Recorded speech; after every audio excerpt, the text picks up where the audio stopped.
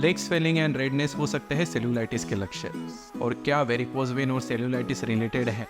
तो इसी विषय में हम और आगे चर्चा करेंगे और जानेंगे वेरिकोज वेन और सेल्यूलाइटिस का क्या रिलेशन है। सेल्यूलाइटिस मतलब होता है बेसिकली बाय डेफिनेशन स्किन का इन्फेक्शन।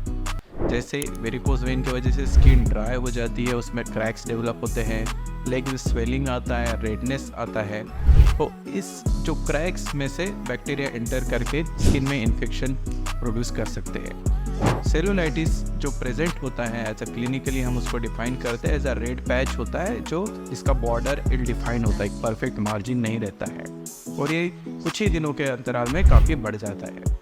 साथ साथ लेग में स्वेलिंग आता है और छूने से ये स्किन गर्म लगती है और दर्द भी होता है। तो ये मुख्यतः सेल्यूलाइटिस के लक्षण हैं। बट हम जानेंगे कि वेरिकोज वेन वाले पेशेंट को सेल्यूलाइटिस में क्यों हो सकता है, क्या कारण है। तो देखिए, वेरिकोज वेन में जैसे ब्लड पूल हो जाता है नसों में, तो ब्लड में से जो ब्लड आरबीसीज बाहर निकलती है वो माइक्रो सर्कुलेशन डैमेज करती है और फ्लूइड बाहर निकलता है। ये जो होता है माइक्रो सर्कुलेशन डैमेज होने की वजह से वहाँ पे इन्फ्लेमेशन स्टार्ट हो जाता है। यही एक कारण रहता है जिसके वजह से हम जानेंगे कि जो स्किन होती है धीरे धीरे ड्राई होने लगती है। जो स्किन चेंजेस हम बोलते हैं तो stage 4 of varicose vein disease में डेवलप होते हैं। तो जैसे स्किन ड्राई होने जाती है उसमें स्केल्स डेवलप होते हैं, स्किन में छोटे छोटे क्रैक्स डेवलप होना चालू होता है। कभी पेशेंट को देखेंगे तो खुजली होती है, पेशेंट खुजाता है तो एक क्रैक्स बढ़ जाते हैं। तो इन्हीं छोटी छोटी क्रैक्स में से बैक्टीरिया एंटर करके स्किन में इन्फेक्शन कॉज कर सकता है। Healthy skin itself is a natural barrier for all bacterias. जब ये बैरियर हट जाता है, स्किन में क्रैक्स डेवलप हो जाते हैं, तो बैक्टीरिया यूजुअली एंटर करके ये इन्फेक्शन कॉज करते हैं। स्पेशली डायबिटिक पेशेंट जो हाई रिस्क रहते हैं, अगर डायबिटिक पेशेंट है और साथ में वेरिकोज वेन है और ऑलरेडी आपको स्किन चेंजेस डेवलप हो चुके हैं, तो आप समझिए कि ये काफ़ी क्रिटिकल हो सकता है।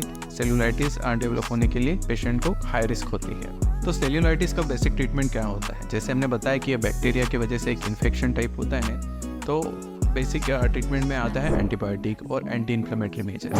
ये कुछ टैबलेट्स से हम इसको कंट्रोल कर सकते हैं। साथ साथ कुछ पर्टिकुलर ड्रेसिंग्स आते हैं जिसके वजह से अगर हम टाइट लगाते हैं तो ये स्वेलिंग कम हो जाती है। और इससे भी इम्पोर्टेंट चीज़ है कि ये सेल्यूलाइटिस क्यों हुआ है।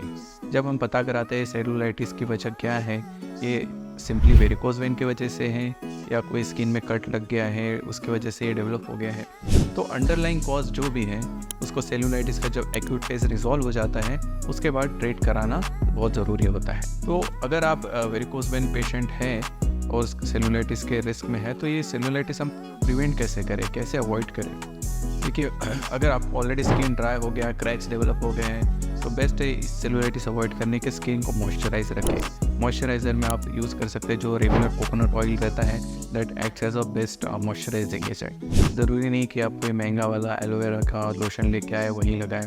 रेगुलर अगर आप नारियल तेल भी लगाते हैं तो काफ़ी अच्छा मॉइस्चराइजिंग इफेक्ट देता है।